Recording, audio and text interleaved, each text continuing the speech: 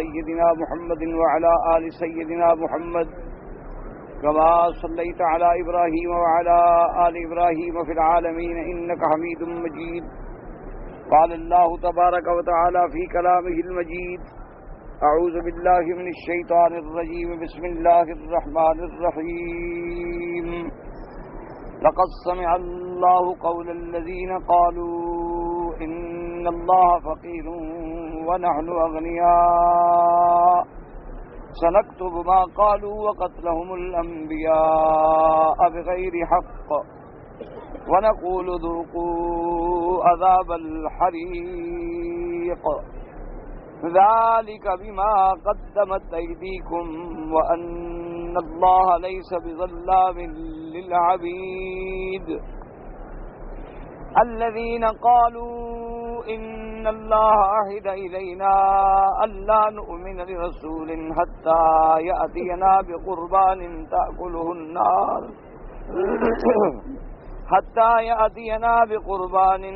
تأكله النار قل قد جاءكم رسل من قبلي بالبينات وبالذي قلتم فلم قتلتموهم إن كنتم صادقين فإن كذبوك فقد كذب رسل من قبلك جاءوا بالبينات والزبر والكتاب المنير.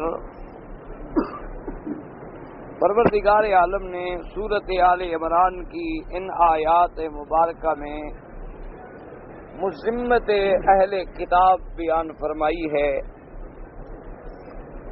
جیسا کہ الحمدللہ آپ پڑھ چکے ہیں کہ سورت کے ابتدا میں بھی جو ساری ابحاث ہم نے پڑھی ہیں وہ بھی اہل کتاب کے بارے میں تھی. اللہ تبارک و تعالی نے یہود کا نصارہ کا بڑی تفصیل سے رد فرمایا، ان کے معتقدات باطلہ کا رد فرمایا. پھر یہودیوں کا جو حضرت سیدنا عیسیٰ ابن مریم علیہ السلام کے بارے میں غلط عقیدہ تھا اس کا رد فرمایا. پھر نصرانیوں نے جو عیسیٰ علیہ السلام کے بارے میں محبت میں آ کے حد سے تجاوز کیا، کسی نے ان کو خدا کا بیٹا بنا دیا اور کسی نے ان کو تین میں سے ایک یعنی عیسیٰ علیہ السلام، بی بی مریم اور روح القدس میں سے ایک کو خدا سمجھا. اور بعض لوگوں نے تو اتنا حد سے بڑھ گئے کہ عیسیٰ علیہ السلام کی الوہیت کا دعویٰ کیا کہ وہ خود خدا ہیں. تو اللہ تبارک و تعالیٰ نے ان کا مکمل رد فرمایا. اسی طریقے سے جب وفد نجران آیا جنہوں نے حضور صلی اللہ علیہ وسلم سرکار مدینہ اللہ کے کروڑوں صلاۃ و سلام ہوں آپ پر، ان سے مناظرے کے لیے اللہ نے اس کا ابطال فرمایا. اور اس کے بعد پھر ضمناً درمیان میں ذکر آ گیا جنگ بدر کا. جنگ بدر کے بعد پھر ذکر آیا غزوہ احد کا. تو اللہ تبارک و تعالی نے مسلمانوں کے لیے، ایمان والوں کے لیے قیامت تک یہ سبق چھوڑا کہ اللہ کے فیصلے ہر حال میں حق ہوتے ہیں، حکمت کے تابع ہوتے ہیں. اگر اللہ فتح دیتے ہیں اس میں بھی اس کی حکمتیں ہیں، اور اگر اللہ تبارک و تعالیٰ کبھی کسی مسلمان قوم کو شکست دیں تو اس میں بھی ان کی حکمت ہے. جیسے کہ غزوہ احد میں اللہ تبارک و تعالیٰ کی طرف سے اہل ایمان پہ بہت بڑا ابتلا آیا کہ جیتی ہوئی بازی جو تھی وہ ہار گئے، فتح جو تھی وہ شکست میں بدل گئی. 70 صحابہ رضوان اللہ علیہم اجمعین شہید ہو گئے. حضور صلی اللہ علیہ وسلم خود بذات ہی زخمی ہوئے، آپ کے دندان مبارک شہید ہوئے. تو اس کے بعد اللہ پاک نے فرمایا کہ یہ جو شکست تھی اگر ہم چاہتے تو اس کو بھی فتح میں بدل سکتے تھے. اللہ تبارک و تعالیٰ اگر چاہتے تو ملائکہ کو حکم دے دیتے، یا جس چیز کو بھی حکم دیں وہ اللہ کے تابع ہیں. فضائیں ہیں، ہوائیں ہیں، شمس و قمر ہیں، یہ نظام عالم پورا اللہ کے تابع ہے. لیکن ایک حکمت تھی کہ جب ایک امیر کی اطاعت میں ذرا کمی آئی تو اللہ کی طرف سے امتحان آ گئے. اور دوسرا پوری امت کو یہ بھی سبق دیا گیا کہ قوم یہ تو نہ سمجھے کہ اگر خدا نہ خواستہ اللہ کے نبی شہید ہو جاتے تو کیا ہم دین اسلام چھوڑ کے بھاگ جائیں؟ عبادت تو اس خداوند قدوس کی ہے جو ہمیشہ حی بھی ہے، دائم بھی ہے، اور جس پہ کبھی ہلاک اور فنا نہیں آئے گی۔ تو اس میں صحابہ کے لیے بھی ایک بہت بڑا درس تھا کہ بھئی اگر خدا نہ کرے، جیسے کافروں نے مشہور کر دیا تھا کہ محمد الرسول اللہ صلی اللہ علیہ وسلم شہید ہو گئے اور مسلمانوں کے حوصلے پست ہو گئے، تو اس امتحان کے لیے بھی تیار کرنا تھا کہ آخر موت تو ایک دن آنی ہے۔ اللہ تبارک و تعالی نے جو بھی مخلوق پیدا کی ہے سب پہ موت آنی ہے۔ اللہ کے فرشتوں پہ بھی موت آئے گی، انبیاء و رسل علیہم السلام پہ بھی موت آئے گی، اللہ کے اولیاء عباد صالحین عامہ مومنین پہ بھی موت آئے گی۔ لیکن انبیاء اور رسل کی موت کا معنی یہ تو نہیں ہوتا کہ اس دین پر بھی خدا نہ کرے موت آ گئی، اس میں یہ بھی ایک حکمت تھی اور ایک سبق دینا تھا۔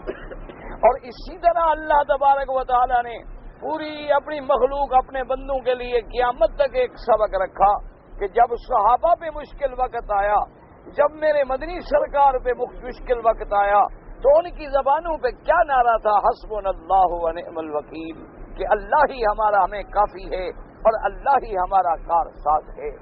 یعنی حضرت ابراہیم علیہ السلام کو آگ میں ڈالا گیا، انہوں نے فرمایا حسبنا اللہ و نعم الوکیل۔ میرے مدنی پاک کے صحابہ پہ امتحان آیا، انہوں نے بھی کیا کہا؟ حسبنا اللہ و نعم الوکیل۔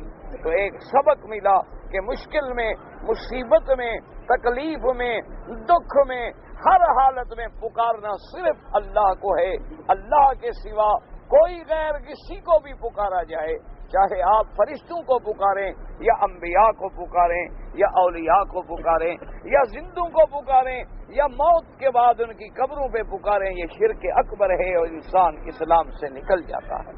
اسی لیے جب کافروں نے نعرے لگائے، انہوں نے اپنے خداؤں کا نعرہ لگایا کہ اعلو حبل، لیکن حضور نے حکم دیا کہ تم یہ نعرہ لگاؤ اللہ اعلی و اجل، کہ سب سے بلند اللہ کی ذات ہے۔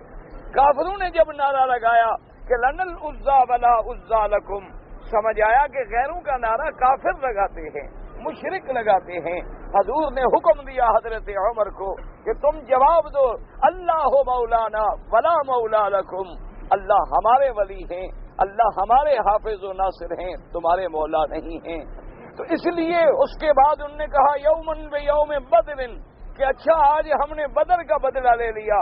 حضور نے فرمایا کہ جواب دو کہ تمہارے جو قتل ہوئے قتلاکم فی النار وقتلانا فی الجنہ لسنا سوا، ہم برابر نہیں ہو سکتے، تمہارے 70 مارے گئے بدر میں جہنم کا ایندھن بن گئے، ہمارے شہید ہوئے وہ جنت کے حقدار بن گئے، تو ہم کیسے برابر ہو سکتے؟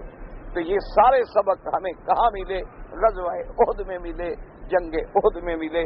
ورنہ اگر انسان تھوڑا سا تفکر کرے اور تدبر کرے تو جنگ احد میں اتنی بڑی شکست کے باوجود، اتنے بڑے امتحانات کے باوجود بھی اللہ نے اسلام کو عزت دی، کیونکہ کافر جو تھے مشرکین مکہ، وہ مدینہ منورہ پہ بھی قبضہ نہ کر سکے، مدینہ میں بھی داخل نہ ہو سکے۔ ورنہ تو آج ان کے لیے ایک بہت بڑا موقع تھا، ایک بہت بڑی فرصت تھی کہ مسلمانوں کا مورال جو تھا وہ گر چکا تھا، مسلمان شکست خوردہ ہو چکے تھے۔ آج اگر وہ چاہتے مدینے پہ قبضہ کر لیتے، لیکن ناکام لوٹ گئے واپس، حتیٰ کہ حضور صلی اللہ علیہ وسلم جنگ ہارنے کے باوجود حضور نے حکم دیا صحابہ کو کہ تعاقب کرو، اور ہمرال اسد تک مسلمانوں نے تعاقب کیا، اور ابو سفیان اپنا لشکر لے کے واپس مکہ چلا گیا، لیکن دوبارہ لڑائی کے لیے آمادہ نہ ہو سکا۔ تو غزوہ احد کے واقعات بیان کرنے کے بعد، اس کے بعد اللہ تبارک و تعالی نے مجموعی طور پر مسلمانوں کی صفتوں کا ذکر فرما دیا کہ مومن کون ہوتے ہیں۔ فرمایا مومن وہ ہوتے ہیں جو اللہ اور رسول کے فرما بردار ہوتے ہیں، اور مومن کون ہوتے ہیں جو اپنے مال، اپنے جان، اپنا نفس سب اللہ کے راستے میں قربان کرتے ہیں۔ یہ مومنوں کی صفت نہیں ہوتی کہ وہ بخل کریں، یہ مومنوں کی صفت نہیں ہوتی کہ وہ حرام کھائیں، یہ مومنوں کی صفت نہیں ہوتی کہ وہ اللہ اور اللہ کے رسول کی حکم برداری نہ کریں، مومنوں کی صفت نہیں ہوتی کہ اموال کو جمع کریں لیکن خدا کے راستے میں نہ لگائیں۔ ایسے لوگ جو ہیں ان کو قیامت والے دن ان چیزوں کا توق ان کی گردن میں ڈالا جائے گا۔ سیطوقون بہ یوم القیامہ، کیا مانا کہ جن لوگوں نے سونا چاندی پیسہ دولت اکٹھی کی، اللہ کے حکم پہ زکوٰۃ ادا نہیں کی، اللہ کے حکم پہ اپنے اقربا کا حق ادا نہیں کیا، اللہ کے حکم پہ صدقات واجبہ ادا نہیں کیے، حدیث مبارک میں آیا اللہ قیامت میں حکم دیں گے کہ نقطے والا سانپ ہوگا اور وہ سانپ اس کے گلے میں ہار بن جائے گا، ٹوک بن جائے گا، اور اس کی زبان کے، اس کے منہ کے دونوں حصوں کو پکڑ لے گا اور اس کے بعد کہے گا انا مالو کا انا کنزو کا، کہ اے بخیل میں ہی وہ تیرا مال ہوں، میں ہی وہ تیرا خزانہ ہوں جو تو نے جمع کیا تھا۔ اور اس کے بعد اللہ نے فرمایا کہ اللہ ہر چیز کے جاننے والے ہیں، یعنی جو تمہارے اعمال ہیں دنیا میں، تمہارے حرکات، تمہارے سکنات، تمہارے حسنات، تمہارے سیئات، سب کو اللہ جانتے ہیں۔ کیا مانا تمہیں جزا دیں گے، اگر تمہارے اعمال ٹھیک ہوں گے تو تمہیں بدلہ بھی ٹھیک ملے گا، اگر تمہارے اعمال بھیڑے ہوں گے تو تمہیں سزا بھی اسی طرح دی جائے گی۔ تو ان آیات مبارکہ کے بعد اب کلام پھر انہی اہل کتاب کی طرف لوٹتا ہے۔ اب پھر اصل آیات جو ہیں اپنے موضوع کی طرف آتی ہیں، تو ان آیات میں اللہ نے پھر اہل کتاب کے بعض معتقدات، ان کے بعض غلط عقائد، ان کے بعض غلط نظریات، ان کے بعد غلط تصورات کی تردید فرمائی۔ فرمایا لقد سمع اللہ قول الذین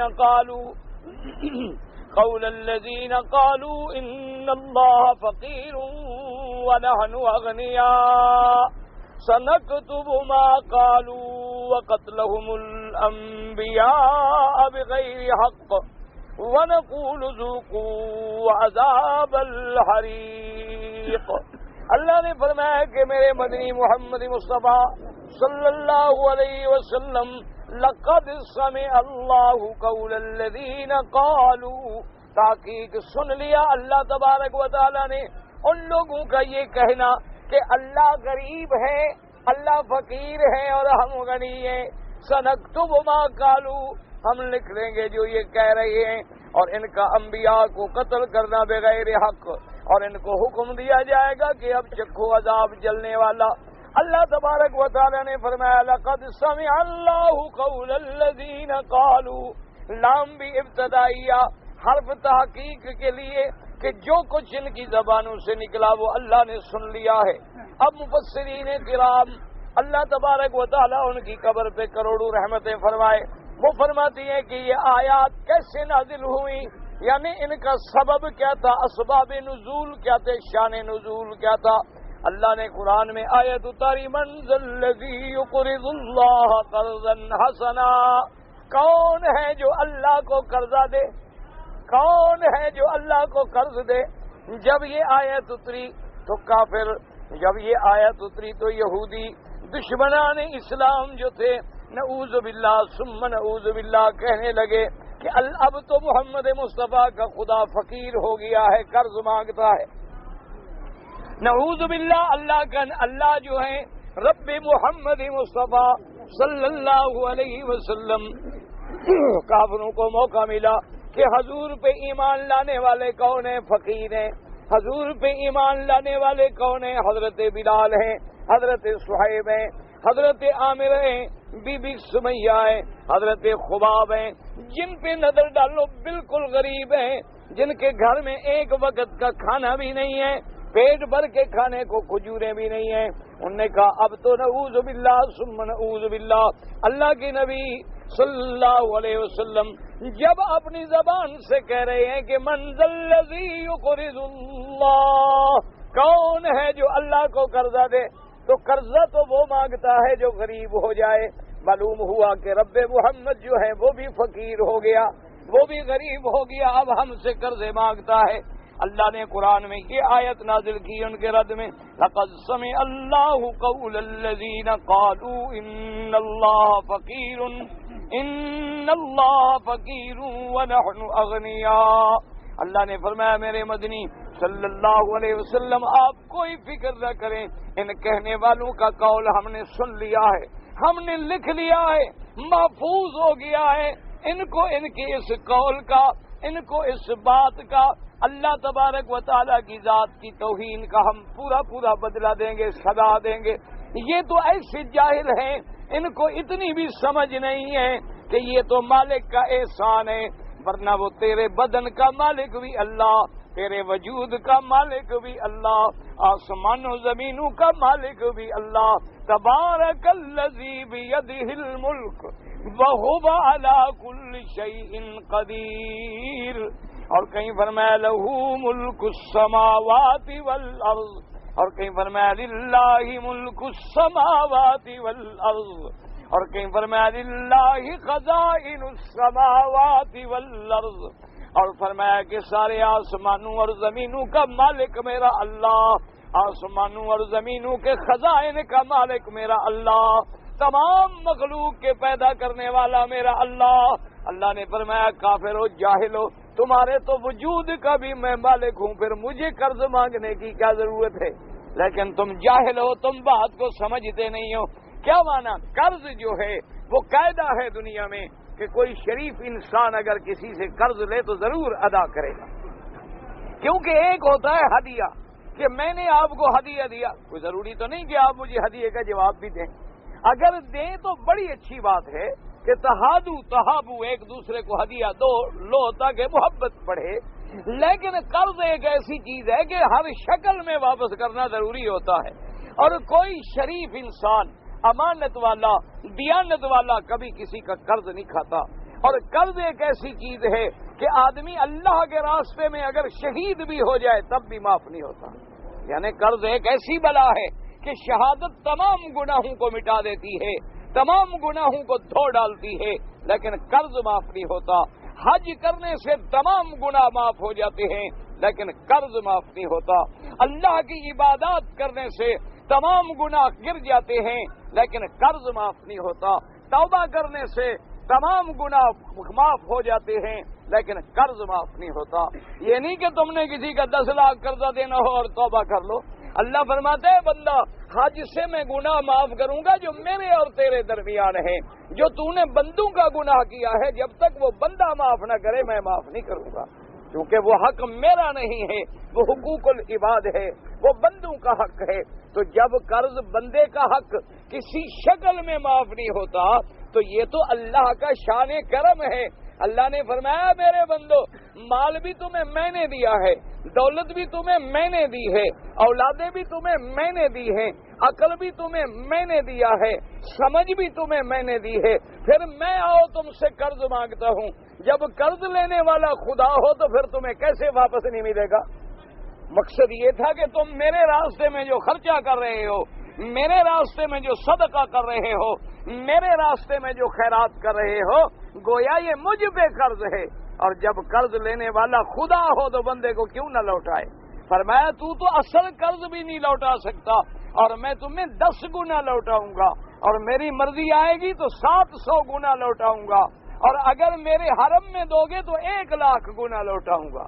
اللہ تبارک و تعالی نے فرمایا کہ کہنے کا معنی یہ تھا، یہ نہیں کہ نعوذ باللہ خدا غریب ہو گیا ہے، اللہ تبارک و تعالی نعوذ باللہ غریب ہو گیا ہے اور تم سے مانگ رہا ہے، تو اس لیے اللہ نے فرمایا یہ اتنے بڑے جاہل ہیں کہ آسمانوں اور زمینوں کا جو خالق ہے، جو سونے اور چاندی کا خالق ہے، جو چاہے تو ان پہاڑوں کو سونا بنا دے۔ حضور صلی اللہ علیہ وسلم سرکار مدینہ جب غربت کا بے انتہا مشکل وقت آیا، اللہ نے حکم دیا کہ جبرائیل جا کے میرے مدنی سے کہہ دو کہ میرے نبی اگر چاہتے ہو تو ہم 2 پہاڑ سونے کے بنا کے تمہارے ساتھ چلا دیتے ہیں کہ آپ جہاں جائیں وہاں پہاڑ بھی چلتے رہیں اور جتنا مرضی آئے خرچ کریں۔ لیکن حضور نے فرمایا کہ نہ میرا اللہ، بس مجھے تو اتنا چاہیے کہ تیرا شکر ادا کرتا رہے، مل جائے تو تیرا شکر کر لوں اور نہ ملے تو صبر کر لوں، مجھے تو فقر جو ہے وہ زیادہ پسند ہے۔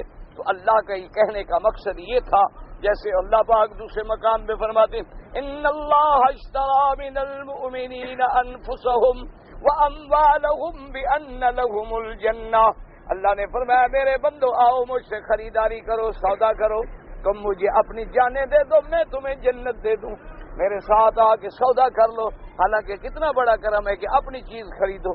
یہ بادشاہوں کا شان ہوتا ہے کہ پہلے اپنے ملازم کو ہدیہ دے دیتے، اچھا بھی جاؤ یہ انگوٹھی تمہیں ہم نے ہدیہ دی۔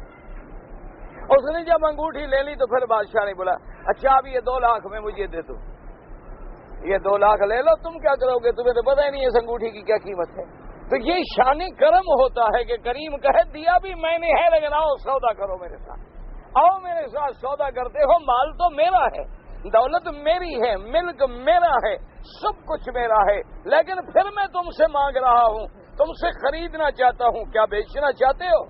تو اللہ تبارک و تعالیٰ کا یہ تو شان کرم ہے، ورنہ خدا کو کیا ضرورت تھی؟ اس لیے اللہ نے فرمایا میرا مدنی ان کی باتیں ہم نے سن بھی لی اور لکھ بھی لی۔ کیا معنی؟ لکھ لینے کا معنی یہ نہیں نعوذ باللہ کہ خدا کو بھول جائے گا، لکھ لینے کا معنی یہ نہیں ہوتا۔ ہمارے خدا کی تو صفت یہ ہے کہ لا یضل ربی ولا ینسا، نہ ہمارا خدا کبھی بہکتا ہے نہ بھولتا ہے، وہ تمام صفات نقصان سے پاک ہے۔ لیکن یہ تحدید اور وعید ہوتی ہے کہ جیسے تم دشمن کو کہو جو کچھ کر رہے ہو ایک ایک میرے پاس لکھا ہوا، تمہاری ہر بات میں نے لکھ کے رکھی ہے، فکر نہ کرو، ایک ایک کا بدلہ دیں گے ہم تمہیں۔ تو اللہ فرماتے ہیں صرف یہ نہیں کہ ہم نے سن لیا ہے، یعنی اب دیکھیں کہ کافر کہاں بول رہے ہیں مدینے میں، کافر کہاں بول رہے ہیں مکے میں، اور عرشوں پہ خدا سن رہا ہے۔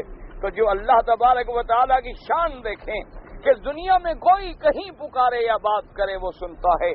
اور دوسری روایت میں یہ آتا ہے کہ ایک دن سیدنا ابی بکر الصدیق رضی اللہ تعالی عنہ، حضرت سیدنا ابی بکر الصدیق آپ ایک مدرسہ یہود میں تشریف لے گئے، وہاں دیکھا کہ فنحاس ایک یہودیوں کا بہت بڑا عالم تھا، وہ اپنے مدرسے میں بیٹھا تقریر کر رہا تھا اور یہودی کافی جمع تھے۔ تو حضرت ابی بکر گئے، تشریف لے گئے، اندر پہنچے اور انہوں نے فنحاس سے مخاطب ہو کے کہا، انہوں نے کہا فنحاس تم عالم ہو، تورات کے عالم ہو، تم اہل کتاب ہو، تم اللہ سے ڈرو اور ان لوگوں کو سچی سچی بات بتلاؤ، کیا تورات کے اندر میرے مدنی محمد مصطفیٰ خاتم الانبیاء کی صفت لکھی ہوئی نہیں ہے؟ کیا میرے مدنی پاک کا نام مبارک لکھا ہوا نہیں ہے؟ کیا میرے مدنی پاک کا حلیہ مبارک، آپ کی قامت مبارک، آپ کے عادات مبارک، آپ کا مولد مبارک، آپ کی ہجرت کی جگہ، آپ کی وفات کی جگہ، آپ کے صحابہ کے صفات کیا یہ تورات میں نہیں ہیں؟ اور اگر ہیں تو تم اللہ سے ڈرو اور لوگوں کو صحیح بات بتلاؤ۔ اس کی وجہ یہ ہے کہ جتنے نبی گزرے ہیں سب نے خبر دی میرے محمد مصطفیٰ سرکار مدینہ صلی اللہ علیہ وسلم۔ اور تورات میں تو حضور کی شان اتنی وضاحت کے ساتھ لکھی ہوئی تھی، آپ کا نام لکھا ہوا تھا، آپ کا مولد لکھا ہوا تھا کہ مکے میں پیدا ہوں گے، مدینے کو ہجرت کریں گے، آپ ہدیہ قبول فرمائیں گے، صدقہ قبول نہیں فرمائیں گے، آپ کے دونوں کندھوں مبارک میں فاصلہ زیادہ ہوگا، دونوں کندھوں کے درمیان میں مہر نبوت کی علامت ہوگی، یہ ساری صفتیں لکھی ہوئی تھیں، لیکن یہودی چھپاتے تھے۔ تو فنحاس کہنے لگا اس کے بعد، کہتا ہے کہ تم مجھے ایسے سخت لفظ کیوں کہہ رہے ہو؟ میں نے تو سنا ہے کہ اللہ کے نبی کہتے ہیں من ذا الذی یقرض اللہ قرضا حسنا، کہ اب اللہ تبارک و تعالیٰ قرض مانگتا ہے، یا تو نعوذ باللہ یہ بات غلط ہے تو پھر تمہارے نبی نے سچ نہیں کہا، اور اگر یہ بات سچ ہے کہ اللہ قرض مانگتا ہے تو قرض تو وہ مانگتا ہے جو غریب ہو گیا ہو، قرض تو وہ مانگتا ہے جو بھوکا ہو گیا ہو، تو کیا اب تمہارے نبی کا خدا جو ہے وہ غریب ہو گیا؟ حضرت ابی بکر غصے میں آئے، جلال میں آئے، فلطمہ لطمۃ علی وجہہ، حضرت ابی بکر نے تھپڑ مارا اس کے منہ پہ اور فرمایا خدا کی قسم ہے اگر تمہارا میرے نبی کے ساتھ معاہدہ نہ ہوتا آج میں تیری گردن اڑا دیتا۔ ابو بکر نرم تھے لیکن اللہ کے معاملے میں نہیں، وہ آدمی نرم نہیں ہوتا۔ لوگ کہتے ہیں جی بڑا اخلاق ہونا چاہیے، خدا کے خلاف گالیاں سن کے اخلاق ہونا چاہیے، اللہ کے نبی کی توہین سن کے اخلاق ہونا چاہیے، سیدنا ابو بکر عمر عثمان و علی کو کوئی گالی دے ادھر ہمارا اخلاق ہونا چاہیے، بی بی عائشہ امہات المومنین کی شان میں کوئی گستاخی کرے ادھر ہمارا اخلاق ہونا چاہیے، اہل بیت رسول پہ کوئی تبرہ کرے ادھر ہمارا اخلاق ہونا چاہیے۔ ابو بکر جیسا نرم آدمی، رقیق القلب آدمی، لیکن جب دین کی بات آ گئی تو پھر برداشت نہ کر سکے۔ یہودیوں کے مجمع میں ہیں، ان کا مدرسہ ہے، ان کا مجمع ہے، لیکن ابو بکر نے تھپڑ مارا غصے سے۔ اسی لیے ایک دفعہ ایسا واقعہ بھی آیا، ایک صحابی نے، بلکہ بعض روایات میں یہ واقعہ بھی سیدنا ابی بکر کہے کہ ان کے بیٹے نے کہا کہ میں نے جنگ میں تو آپ میرے سامنے آئے، لیکن میں نے اپنی تلوار روک لی کہ میرے ہاتھ سے میرے باپ قتل نہ ہو جائیں، کیونکہ بیٹے ابھی کفر میں تھے اور باپ اسلام میں تھے۔ تو انہوں نے کہا خدا کی قسم ہے اگر تم میری تلوار کے سامنے آتے تو میں کبھی تلوار نہ روکتا، کیونکہ پھر باپ بیٹے کا کیا رشتہ ہے جب دین اور اسلام کا کوئی رشتہ نہیں۔ ہمارے ہاں دماغوں میں ایک بہت بڑی خرابی ہے، لوگ کہتے ہیں دیکھو جی فلاں مولوی بڑی سخت بات کرتے ہیں، یہ نہیں سوچتے کہ اس سخت بات کہنے کا سبب کیا ہے، یہ نہیں سوچتے کہ بھی سخت بات کہنے پہ اس کو کس نے مجبور کیا ہے۔ ایک آدمی صرف مولوی کی بات کو تو یاد رکھتا ہے لیکن اصل سبب بھول جاتا ہے۔ آج اگر کوئی تیری والدہ کو گالی دے میں دیکھتا ہوں تم کیسے صبر کرتے ہو، آج اگر کوئی تیری بیٹی کے خلاف بات کرے میں دیکھتا ہوں تم کیسے صبر کرتے ہو، لیکن جب امہات المومنین، جب حبیب خدا زوجہ محمد مصطفیٰ صدیقہ رضی اللہ تعالی عنہا ان کے بارے میں بات ہوگی تو لازمی بات ہے کہ رد عمل پیدا ہوگا۔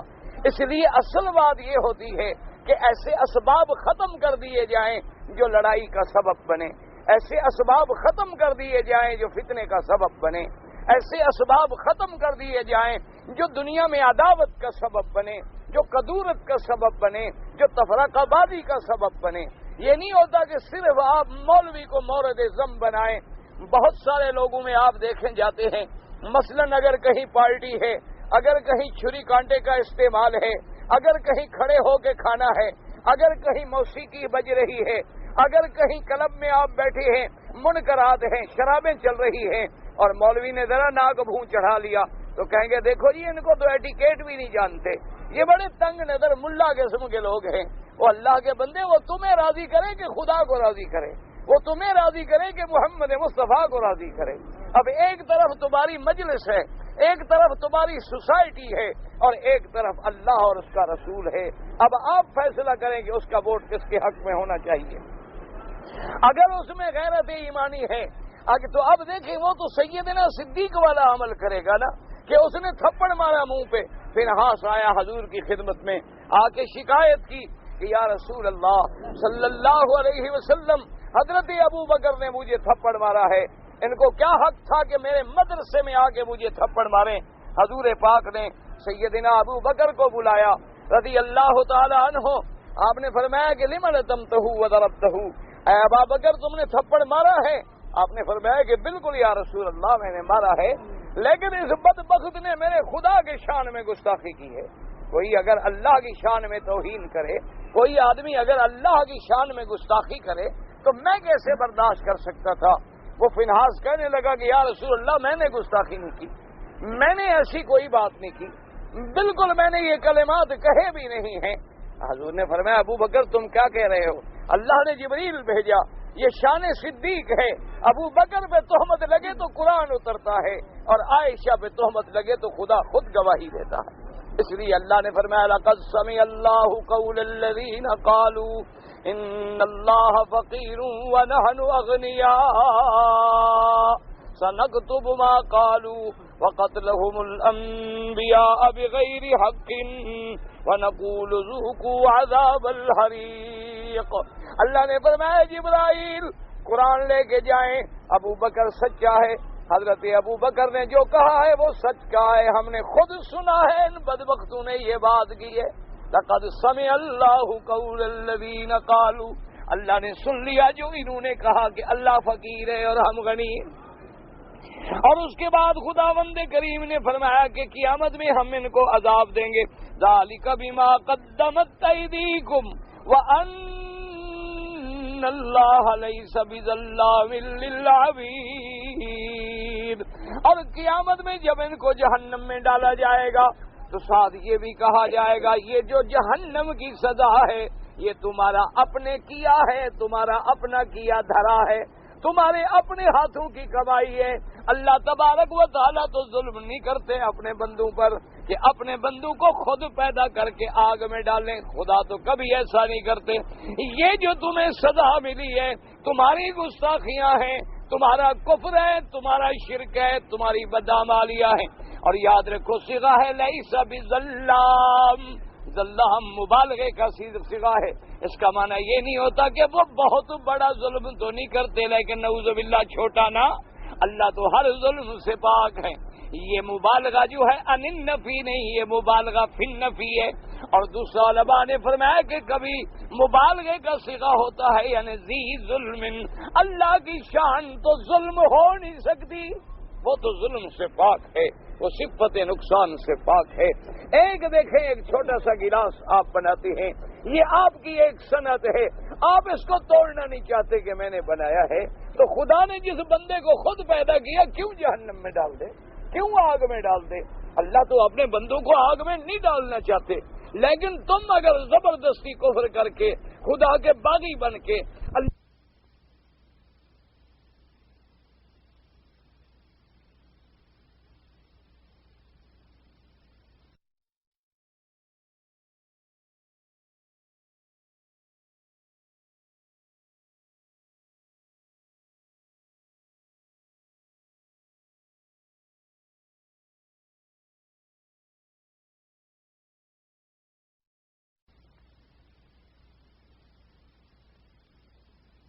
اور اس کے بعد اللہ نے فرمایا الذین قالوا ان اللہ عہد الینا الا نؤمن لرسول حتی یأتینا بقربان تاکلہ النار قل قد جاءکم رسل من قبلی بالبینات وَبِالَّذِي قُلْتُمْ فَلِمَ قَتَلْتُمُوهُمْ إِن كُنتُمْ صَادِقِينَ۔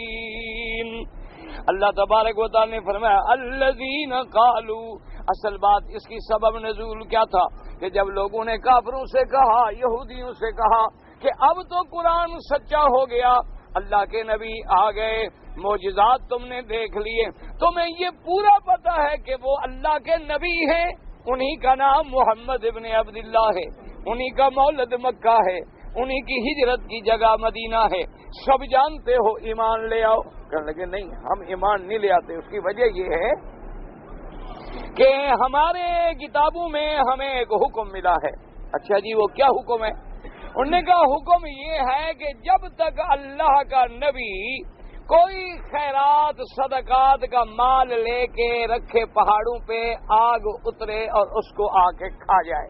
اس کی وجہ یہ تھی، یاد رکھیں کہ پہلے زمانے میں حضرت آدم علیہ السلام سے لے کر پہلے دور میں یہ قاعدہ تھا کہ اگر آپ نے خیرات کرنی ہے، صدقات کرنے ہیں، کچھ کرنا ہے تو وہ سارا مال اکٹھا کر کے پہاڑ کی چوٹی پہ رکھ دیتے تھے، اگر اللہ نے منظور کر لیا تو ایک آگ آتی تھی، اس کو جلا دیتے، وہ آگ آگے جلا گئی تو معنی یہ ہے کہ تمہاری خیرات منظور ہو گئی، اور اگر وہ پڑی رہی تو معنی یہ ہے کہ اللہ نے تمہاری خیرات کو منظور نہیں کیا۔ یہ پہلے زمانے میں، پہلے انبیاء کے دور میں اللہ کا یہ حکم تھا۔ لیکن رحمت للعالمین، خاتم الانبیاء والمرسلین، سید الاولین والآخرین، حضور رحمت دو جہاں جب تشریف لے آئے تو اللہ نے آپ کی امت پہ پردہ ڈال دیا۔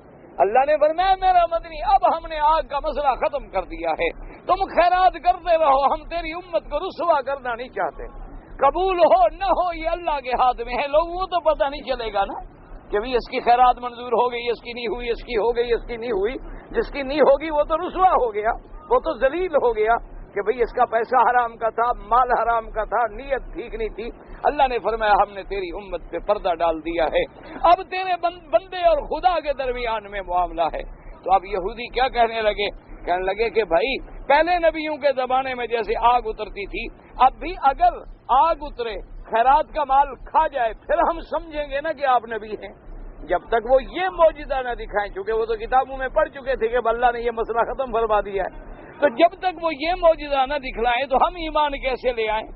اللہ نے فرمایا میرے مدنی محمد مصطفیٰ صلی اللہ علیہ وسلم، ہم نے تو آپ کو سینکڑوں معجزے دیے، تمام نبیوں سے زیادہ معجزے دیے، یہ ظالم جھوٹ بول رہے ہیں، اگر یہ سچے ہوتے تو چلو جن نبیوں کے زمانے میں یہ آگ والا معجزہ باقی تھا ان کو انہوں نے کیوں قتل کر دیا، ان پر یہ ایمان کیوں نہیں لے آئے؟ اگر یہ معجزہ دیکھ کر آگ والا ایمان لے آنا چاہتے ہیں تو پہلے نبی بھی تو گزر چکے، ان پر یہ ایمان کیوں نہیں لے آئے؟ ان کا مقصد صرف اعتراض ہے، ان کا مقصد صرف فتنہ ہے، ان کا مقصد صرف اعراض ہے، یہ ایمان لانا نہیں چاہتے۔ اس لیے اللہ نے فرمایا الذین قالوا، جو لوگ یہ کہتے ہیں کہ اللہ کا ہمیں حکم ہے کہ ہم ایمان نہ لائیں اس رسول کسی رسول پہ جب تک کہ وہ ہمیں یہ معجزہ نہ دکھلائے، حتی یاتینا بقربان تاکلہ النار قل قد جاءکم رسل من قبلی بالبینات۔ اللہ نے فرمایا میرا مدنی آپ ان سے کہہ دیں کہ مجھ سے پہلے بھی تو کئی رسول گزر چکے ہیں، وہ بھی معجزے لے کے آئے، وہ یہ آگ والا معجزہ بھی لے کے آئے، وَبِالَّذِي قُلْتُمْ جو تم نے کہا کہ آگ والا معجزہ لائے یہ بھی لائے، فَلِمَ قَتَلْتُمُوهُمْ إِن كُنتُمْ صَادِقِينَ پھر تم نے ان نبیوں کو کیوں قتل کر دیا؟ تو معلوم ہوا کہ معجزہ مانگ کر تم اسلام لانا نہیں چاہتے، تمہارا مقصد صرف وقت بچانا ہے، تمہارا مقصد صرف اعتراض ہے۔ کیوں قاعدہ ہے، ایک آدمی آتا ہے مسئلہ پوچھنے کے لیے، ایک آدمی آتا ہے فتنہ کرنے کے لیے، اس کو آپ لاکھ سمجھاتے رہے وہ سمجھنا تو چاہتا ہی نہیں، کیونکہ اس کے تو دماغ میں بھی نہیں کہ وہ سمجھ لے، اس کے تو دماغ میں بھی نہیں ہوتا کہ میں نے بات سننی ہے سمجھنی ہے، وہ تو آیا صرف اس لیے ہے کہ میں کوئی سوال کروں وہ جواب دے، میں پھر اور سوال کر دوں گا، پھر وہ جواب دے، پھر میں اور سوال کر دوں گا، مقصد تو میں نے صرف فتنہ کرنا ہے۔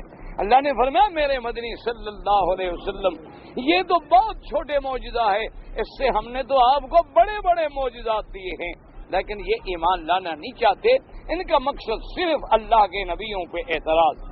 فَإِن كَذَّبُوكَ فَقَدْ كُذِّبَ رُسُلٌ مِّن قَبْلِكَ جاءوا بالبينات والزبر والكتاب المنير۔ اب ان آیات میں اللہ نے تسلی دی میرے مدنی سرکار کو صلی اللہ علیہ وسلم کہ میرے مدنی محمد مصطفیٰ آپ کیوں اداس ہوتے ہیں؟ اگر آپ پر یہ بدبخت ایمان نہیں لے آتے تو آپ کوئی غم نہ کریں، یہ کوئی نئی بات نہیں، جتنے نبی پہلے گزرے ان کو بھی قوموں نے جھٹلایا، یہ تو تاریخ عالم ہے کہ حق والوں کو ہمیشہ جھٹلایا گیا ہے، حق والوں کو ہمیشہ ٹھکرایا گیا ہے، حق والوں کا ہمیشہ مقابلہ کیا گیا ہے، حق والوں کے خلاف ہمیشہ محاذ بنے ہیں، آپ کیوں گھبراتے ہیں؟ فَإِن كَذَّبُوكَ فَقَدْ كُذِّبَ رُسُلٌ مِّن قَبْلِكَ اگر آپ کی تکذیب کی گئی ہے تو آپ سے پہلے بھی جو رسول گزرے ان کی بھی تو تکذیب کی گئی، حالانکہ وہ رسول جاءوا بالبینات وہ اللہ سے کھلی کھلی نشانیاں لے کے آئے، بڑے بڑے معجزے لے کے آئے، والزبر والکتاب المنیر۔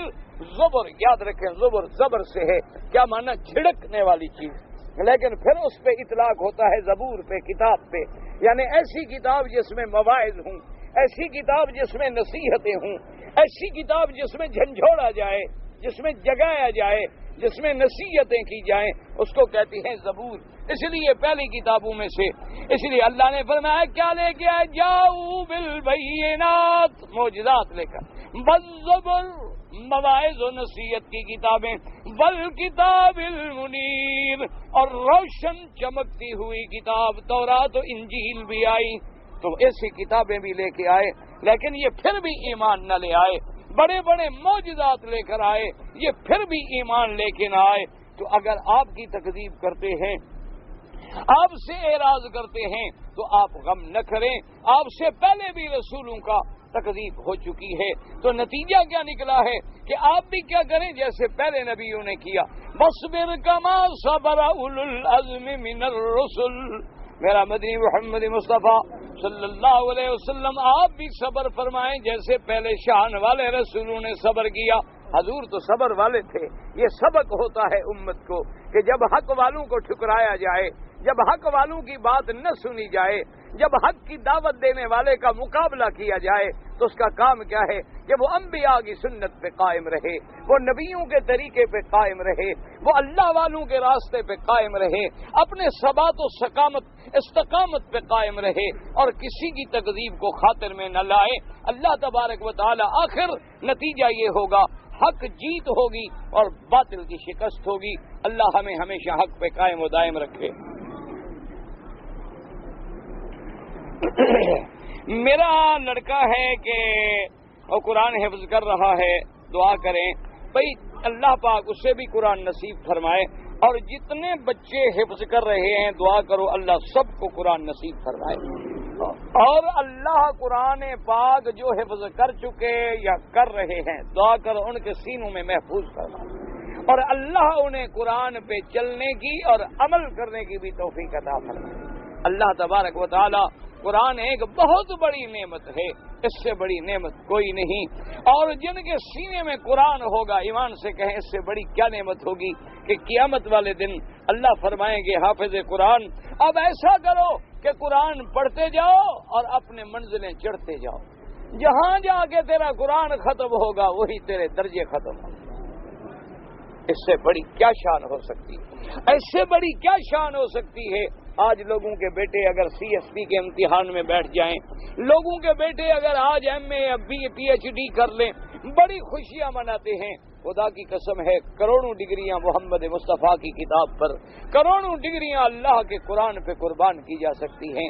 وہ بچے جن کے سینے میں قرآن صحیح معنی میں محفوظ ہے، اللہ قیامت میں حکم دے گا کہ تیرے خاندان کے 10 آدمی جن کو جہنم کے پروانے مل چکے ہوں تم ان کی سفارش کرو، میں جنت بھیجنے کے لیے تیار ہوں۔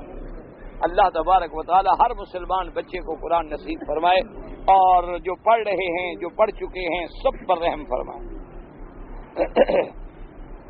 کہتے ہیں جی کہ بیڑی سگریٹ پینا جو ہے یہ حرام ہے یا مکروہ ہے، بعض مولوی مکروہ کہتے ہیں۔ مولویوں کا تو قصور نہیں ہے، لیکن افسوس یہ ہے کہ تمہیں نہ مکروہ کا معنی آتا ہے نہ حرام کا آتا ہے۔ اب مولوی بیچارہ کیا کرے، مصیبت تو یہ ہے نہ کرے منچھوں والا پکڑا جائے داڑھی والا۔ مکروہ 2 قسم کے ہوتے ہیں، تنزیہی اور تحریمی۔ مکروہ تحریمی جو ہے وہ اقرب الی الحرام ہوتا ہے، اور پھر ایک چیز کو جب بار بار پیا جائے تو وہ خود بخود حرام ہو گئی، صغیرہ خود بخود کبیرہ بن گیا۔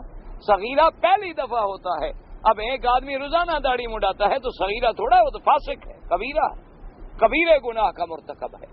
اللہ تبارک و تعالی معاف فرمائے۔ تم سمجھتی ہو کہ یہ چھوٹا موٹا گناہ ہے، چھوٹا موٹا گناہ نہیں، یہ ایک چھوٹے گناہ کو جب بار بار کریں گے تو وہ خود بخود کبیرہ بن جاتا ہے۔ اس لیے یاد رکھا کریں، علماء کا تو قصور نہیں ہوتا۔ کسی مسلک والے نے یہ نہیں لکھا کہ سگریٹ پیا کرو، مجھے تم دکھا دو شافی نے، حنبلی نے، حنفی نے، مالکی نے رحمہ اللہ کس نے لکھا ہے کہ سگریٹ پیا کرو؟ کیوں اللہ کے نیک لوگوں پہ تہمتیں لگاتے ہو؟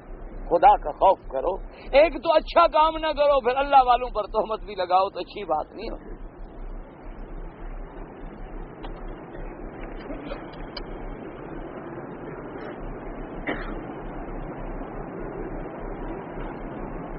ہم اگر کافر حکومت میں مثلاً انڈیا میں تجارت کرتے ہیں، چمڑے کا کام کرتے ہیں، ایکسپورٹ کرتے ہیں، تو کسی بھی حالت میں بینک والے جو ہیں وہ سود وصول کر لیتے ہیں، حالانکہ ہم خود سود نہیں لیتے اور نہ سود کھاتے ہیں، لیکن بعض کاروباری مجبوریاں ایسی ہیں کہ جب ہم مال ایکسپورٹ کرتے ہیں تو بینک جو ہیں وہ اس کا چارج کرتے ہیں۔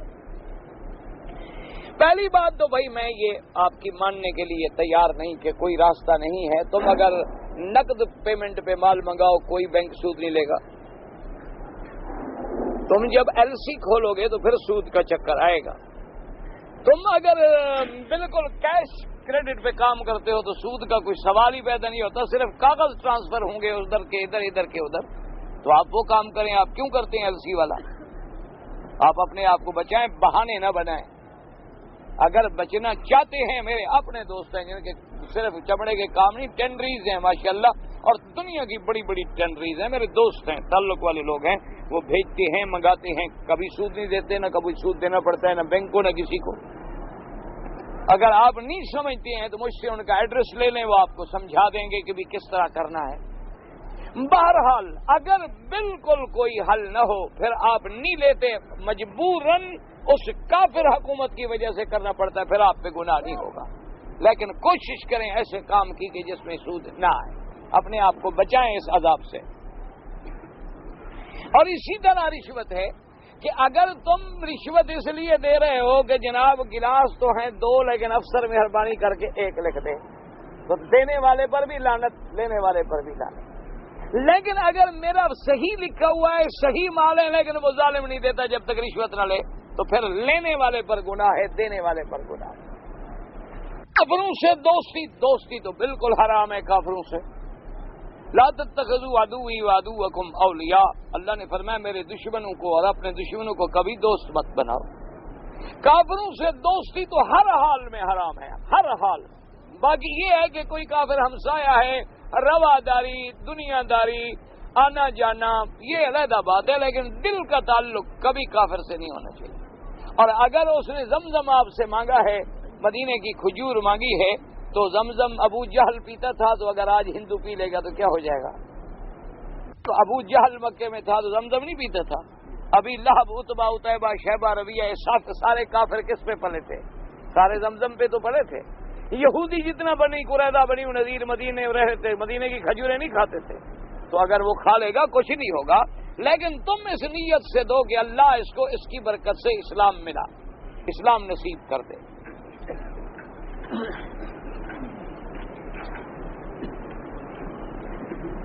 جی ہمارے ملک میں جنازے کی صفیں جو ہیں وہ طاق بناتے ہیں کہ بھئی 3 صفیں بناؤ یا 5 بناؤ یا 7 بناؤ. ہمارے یہاں جی ماشاءاللہ مسجد کو سلام کرتے ہیں، نماز نہیں پڑھتے. ہمارے یہاں بڑے بڑے ماشاءاللہ احترام ہے، مسجد کو دور سے سلام کریں گے، السلام علیکم مسجد شریف، السلام علیکم، اور اذان ہو جائے گی تو بدبخت گھر چلا جائے. صفیں ہمارے ہاں جنازے کی طاق بناتے ہیں، 3 بناؤ بابا، 3، خیال کرنا 4 نہ بنے، خیال کرنا 4 نہ بنے، 4 نہ بنے. جنازے کی دعا کسی کو بھی نہیں آتی. جتنے آدمی کھڑے ہیں ان میں 10% کو بھی نہیں آتی ہوگی. اگر آتی بھی ہوگی انشاءاللہ تو بس صرف اللہم اغفر لنا ولحینا میتنا، میتنا حینا، شاہدنا غائبنا، بس. اور وہ بھی پتہ نہیں لگے گا کیا پڑھ رہا ہے، شاہدنا غائبنا، صغیرنا کبیرنا، بس کوئی پتہ نہیں. اللہ کے بندے، ہر چیز میں میرے نبی کو سنت کے طور پہ 3 چیزیں پسند ہیں. آپ نے فرمایا کھجور بھی کھاؤ تو 3 دانے لو، پانی بھی پیو تو 3 دفعہ سانس نکالو. تو اس وجہ سے علماء نے لکھا کہ اگر طاق ہوں تو اچھی بات ہے، لیکن یہ ضروری تو نہیں کہ 3 بناؤ، 5 بناؤ، 7 بناؤ، ورنہ جو مردہ اٹھ کے بیٹھ جائے گا. جو مر گیا وہ مر گیا. تم طاق بناؤ، 1 بناؤ، نیچ واپس نہیں آتا ہے، انشاءاللہ قیامت میں ملیں گے، فکر نہ کرو. اصل بات یہ ہے کہ تم جنازہ سیکھو، تم دعا سیکھو، جنازے میں کیا پڑھنا ہے، کیا کرنا ہے. صفوں پہ زور ہے، جنازہ آتا نہیں. ایسے اگر 3 بناؤ کوئی حرج نہیں، 5 بناؤ کوئی حرج نہیں، 7 بناؤ کوئی حرج نہیں. قربانی اور عقیقے کے علاوہ بھی کوئی جانور حضور نے صدقہ کیا. حضور نے تو 100 اونٹ قربانی کی، تو 100 اونٹ کوئی حضور کے ذمہ تھا؟ حج تو حضور نے 1 پڑھا، بس 1 بکری کافی تھی. حضور نے تو اسی حج کے موقع پر بھی 100 اونٹ ذبح کیا، اور حضور تو ہمیشہ صدقہ کرتے تھے. حضور صلی اللہ علیہ وسلم مدینہ منورہ میں موجود نہ ہوں اور کوئی صحابی فوت ہو گیا تو ان کی تعزیت کے باوجود حدیث میں حضور کو نہیں بلایا گیا. حضور نے کہا مجھے قبر بتاؤ، قبر پہ جا کے جنازہ پڑھا، اور حضور نے فرمایا عیادت کرو. حضور نے حکم دیا تعزیت کرو. جب حدیث موجود ہے تو پھر پوچھنے کی کیا ضرورت ہے کہ موجود ہوں یا نہ ہوں؟ بھئی جب حکم موجود ہے کہ عیادت بیمار جو ہے وہ سنت ہے، تعزیت کرنا جو ہے وہ سنت ہے، یہ بھی حکم دیا کہ مرنے کے بعد صرف 3 دن کے اندر اندر تعزیت کرو. صرف بیوی ہے جو 4 مہینے 10 دن سوگ کرے گی، ورنہ کسی کا سوگ 3 دن سے زیادہ نہیں ہوتا. تو جب یہ سارے احکام موجود ہیں، اتنی لمبی چوڑی دلیل ڈھونڈنے کی کیا ضرورت ہے؟ مجھے سمجھ نہیں آئی بات آپ کی. اگر ہم 2 سال کے بعد چھٹی جاتے ہیں، موت ہو جاتی ہے، کافی لوگ برادری میں مر جاتے ہیں، تو ہم تعزیت کریں. اصل تعزیت کا حق تو ہے 3 دن، لیکن چونکہ ہم وہاں موجود نہیں ہیں تو وہ صلہ رحمی میں آتا ہے کہ ہم جا کے ہمدردی کریں، اظہار ہمدردی کریں کہ بھئی ہم موجود نہیں تھے، افسوس ہے، ہوتے تو ہم جنازے میں حاضر ہوتے، ہم آپ کے غم میں شریک ہوتے، ہم نے وہاں دعائیں کی. کوئی حرج نہیں، صلہ رحمی کا حکم تو موجود ہے نا. تو ان کے پاس جا کے جب تم ہمدردی کی بات کرو گے تو صلہ رحمی میں آ گئی.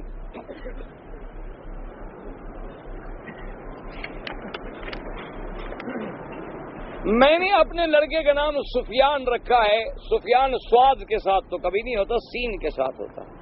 سفیان آئندہ لکھو تو سین کے ساتھ، ٹھیک ہے. حضور کے چچے کا نام سفیان نہیں تھا، ابھی سفیان. قیامت کے نام باپ کے نام سے پکارا جائے گا یا ماں کے نام سے؟ ماں کے نام سے کیوں پکارا جائے گا؟ جس کا باپ نہ ہو اس کو ماں کے نام سے پکارا جائے گا. جس کا باپ ہے اس کو باپ کے نام سے پکارا جائے گا. صرف عیسیٰ ابن مریم کیونکہ باپ نہیں تو ان کو ماں کے نام سے پکارا جائے گا. اگر جان بوجھ کر روزہ توڑ دے بہت بڑا گناہ ہے، اللہ معاف کرے. بلا وجہ روزہ توڑ دے، کفارہ بھی ادا کرے، توبہ بھی کرے. پرویز نام رکھنا جائز ہے؟ نہیں، ناجائز ہے. زمزم کے ساتھ اگر ہم سالن بنا لیں کوئی حرج نہیں، لیکن دوسرا پانی ملتا ہے تو ضرورت بھی نہیں. میں نے اخبار میں پڑھا ہے کہ 3 مہینے کا بچہ ہے اور باتیں کرتا ہے. اللہ کو پتہ جی، آپ کے ملک میں تو کئی آ جاتا ہے، بکری پہ نام لکھا ہوا ہے، پتھر پہ نام نکل آتا ہے، پتوں پہ نام نکل آتا ہے. آپ کے ملک میں تو بڑی چیزیں. 3 مہینے کا بچہ تو پھر بھی بڑا ہوتا ہے. آپ کے لوگ 15 دن والے بچے کو بلوا لیں گے. آپ کے ماشاءاللہ لوگ بڑے دماغ والے ہیں، ذہین لوگ ہیں، بڑے ایول جینیس ہیں. ویسے وہ اخبار میں نے بھی پڑھا ہے کہ ماں باپ ملنے نہیں دیتے، ویسے کہتے ہیں جو بولتا ہے. اگر بول لے تو کیا حرج کیا ہے؟ کیا حرج ہے؟ اللہ نے عیسیٰ علیہ السلام کو نہیں بلوایا، اللہ کسی اور بچے کو بھی بلوا لیں تو وہ قادر ہیں. کوئی ایسی بات نہیں.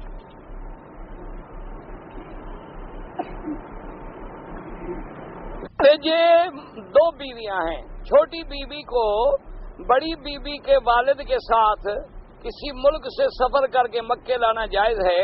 تمہاری بیوی کا یا چھوٹی بیوی کا بڑے بیوی کا والد اس کا کیا لگتا ہے؟ ہاں جی بھائی، بڑی بیوی جو ہے تمہاری اس کا والد چھوٹی بیوی کا کیا لگتا ہے؟ کوئی رشتہ ہے نہیں ہے؟ اگر محرم نہیں ہے تو نہیں ہے.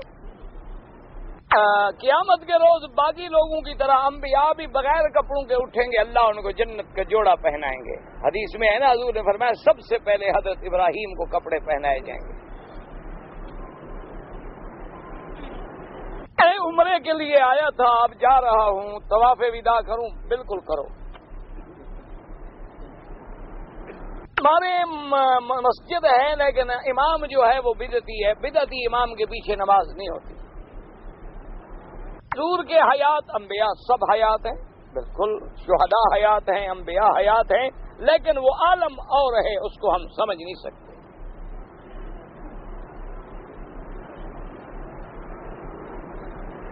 میری بیوی ہے، میں 15 سال سے یہاں مقیم ہوں، چھٹی پہ جاتا رہتا ہوں، لیکن میرے بیوی سے اختلافات ہیں اور میں نے اس سے منع کیا ابھی فلاں فلاں سے نہ ملو، وہ نہیں مانتی. جب تم یہاں رہتے ہو تو بات کیسے مانے؟ تم تو رہتے ہو یہاں، بیوی رہتی ہے وہاں. تم جو لوگوں کو ملتے ہو تو اس نے بھی تو کسی کو پھر ملنا ہے نا. یا تو تم اس کے پاس رہو، اس کا حق ادا کرو، پھر وہ تمہاری بات نہ مانے تو پھر طلاق دے دو. اسی لیے تو طلاق ہے. تم تو رہو باہر اور وہ فرشتہ بن کے رہے، تم فرشتے ہو ادھر. یہ اپنے سینے پہ ہاتھ رکھ کے فیصلہ کرو. بہرحال اگر عورت بد چلن ہو تو شریعت میں طلاق دینا جائز ہے.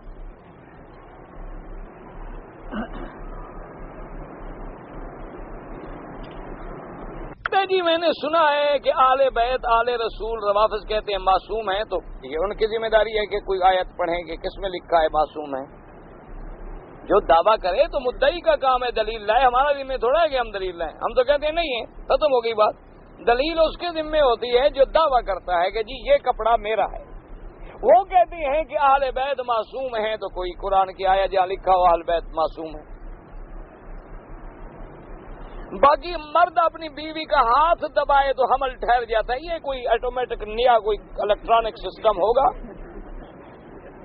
ابھی ہمارے عقل میں تو نہیں آیا. یہ ان کو آتا ہوگا، ہمیں تو نہیں آیا بھیا. حضرت عمر اور حضرت خالد بن الولید حضرت علی کو رسی سے باندھ کر بیعت کے لیے لے گئے. یہ ہمارے علاقے کے شیعہ کہتے ہیں. تو پھر مشکل کشا کہاں رہے؟ جس کو لوگ رسی سے باندھ کے لے جائیں تمہاری مدد کیا کرے گا؟ یا تو نعرہ چھوڑو یا کہو یہ ہم جھوٹ بول رہے ہیں. تو یہ نہ کہو نا کہ مشکل کشا حاجت روا مولا، اور یا یہ کہو کہ یہ جھوٹ ہے. جس کو 2 آدمی رسی سے باندھ کے لے جا رہے ہیں وہ بھی مولا بن سکتا ہے. کوئی عقل کی بات کرو. ہم جس علی کو مانتے ہیں وہ ایسا بزدل نہیں تھا. تم کسی علی کو مانتے ہوگے، علی کو نہیں مانتے ہوگے. علی تو داماد محمد مصطفیٰ تھا. بدل اسلام تھا، وہ تو حضرت عمر کو سامنے کھڑے ہو کر کہتا تھا عمر ٹھہرو، کیا فیصلہ کیا؟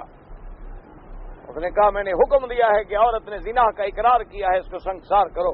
فرمایا عمر عورت نے زنا کیا ہے، اس کے پیٹ میں جو بچہ ہے اگر وہ مارا گیا قیامت میں کون جواب دے گا؟ حضرت عمر کہتے ہیں لولا علی، کاش حضرت علی آج اگر تو نہ ہوتا تو میں برباد ہو جاتا، کہ تو نے مجھے صحیح مسئلہ بتا کے بچا لیا۔ تو حضرت علی تو یہ ہے جو حضرت عمر کو سامنے کہتا ہے غلط فیصلہ نہ کرو، اس کے گلے میں عمر رسی ڈال کے لے گیا تھا۔ کوئی عقل کرو، خدا کا خوف کرو۔ یہ مجھے آج تک سمجھ نہیں آئے، نہ شیعہ نہ یہ میری حلوائی برادری، وہ بھی کہتی ہیں 12 ربیع الاول کو جی میلاد مناؤ، کیوں حضور پیدا ہوئے؟ اچھا جی ٹھیک، ادھر کہتے ہیں نور ہے، پیدا ہوئے عبداللہ کا بیٹا آمنہ کا لال تو پھر نور نہیں، اور اگر نور ہے تو پھر 12 ربیع الاول کو پیدا نہیں ہوا۔ دو میں سے ایک بات تو کرو، دونوں تو نہ منواؤ نا ہم سے کہ رات بھی ہے اور دن بھی ہے، دن بھی ہے اور رات بھی ہے، یا پھر نور اور جبریل علیہ السلام کب پیدا ہوئے؟ 14 ربیع الاول کو اور یکم کو؟ وہی عقل کرو نا۔ یہ بھی ادھر کہتے ہیں کہ مولا علی، علی مدد کا نعرہ لگائیں تو حضرت علی آ جاتے ہیں، اور اپنے گلے میں رسی تھی ان کے، نعوذ باللہ ثم نعوذ باللہ۔ ہم اہل بیت کے بھی غلام، حضرت علی کے بھی غلام، ابو بکر عمر کے بھی غلام۔ حضور کو دفن ہونے کے لیے 3 دن انتظار کرنا پڑا، یہ بھی نبی کا معجزہ ہے کہ 3 دن میں ہو گئے دفن، ورنہ جہاں لاکھوں صحابہ سلام کرنے والے ہوں، جنازہ پڑھنے والے ہوں، 3 دن میں ہو کیسے سکتا ہے؟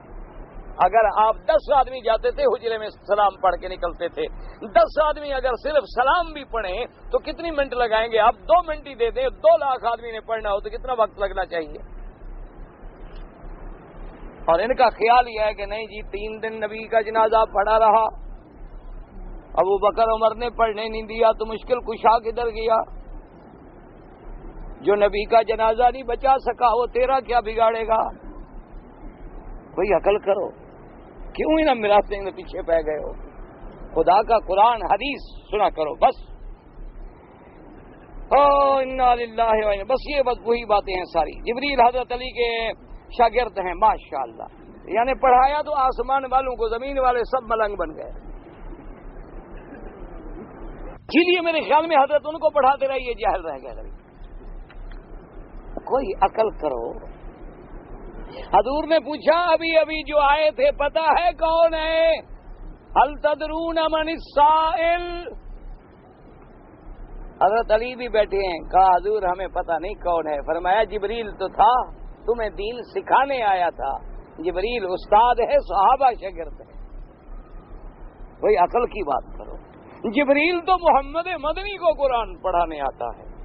اصل وجہ کیا ہے کہ جبریل جب علی کا شاگرد ہے تو علی نبی سے بڑا ہو گیا نا۔ اصل مقصد یہ ہے، دعا کرو اللہ ہدایت دے، اتباع کتاب و سنت دے۔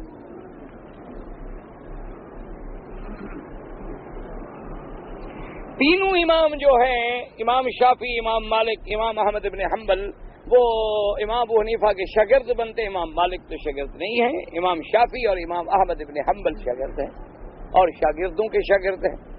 امام بخاری بھی شاگردوں کے شاگرد ہیں۔ حضرت امام جعفر صادق کے شاگرد، بالکل ہم سب جعفر صادق کے شاگرد، اس میں کیا اعتراض ہے؟ یہ تو کوئی اعتراض ہے، شاگرد ہونے سے کیا ہو جاتا ہے؟ حدیثیں 250 سال بعد لکھی گئی، بالکل بعد لکھی گئی۔ قرآن بھی حضور کے بعد لکھا گیا، جمع ہوا، لیکن لکھنا حضور کے وقت میں شروع ہو گیا۔ اسی طرح حدیث کا لکھنا بھی حضور کے وقت میں شروع ہو گیا۔ صحابی آئے، انہوں نے کہا حضور میں نے آپ کا خطبہ سنا ہے لیکن میں بھول جاؤں گا، فرمایا اکتبوا لابی شاہ، ابی شاہ کو لکھ کر دو۔ تو حدیثیں اس وقت سے لکھنی شروع ہو گئی حضور کے زمانے میں۔ کتابوں کی شکل میں کب آئیں؟ جب عمر ابن عبدالعزیز کا دور آیا۔ قرآن حضور کے زمانے میں لکھا گیا لیکن کتاب کی شکل میں کب آیا؟ حضرت عثمان کے دور۔ یہ ایک آدمی جو سوال لکھ رہا ہے وہ عقل کی بات ہے؟ یہ 18ویں پرچی ہے ایک آدمی۔ انا للہ و انا، صدقہ حضور پر حرام ہے تو امت لے سکتی، امت کیوں نہیں لے سکتی؟ صرف اہل بیت اولاد پہ حرام ہے، یہ تو نہیں کہ امت پہ بھی حرام ہے۔ قرآن شریف خون سے لکھا جا رہا ہے، میں نے کہیں نہیں پڑھا۔ حضرت عمر نے بی بی فاطمہ کو دروازہ مارا تھا تو حضرت علی سے پوچھو وہ کیا کر رہے تھے. تمہاری بیوی کو جو کوئی دروازہ مارے ہوئے مولوی مکی سے پوچھو گے. بیوی تمہاری ہے, اس کو جو دروازہ مارا تم کس کام کے مرد ہو؟ اگر تم اپنی بیوی کی حفاظت نہیں کر سکتے ہو تو مشکل کشائی کیا کرو گے؟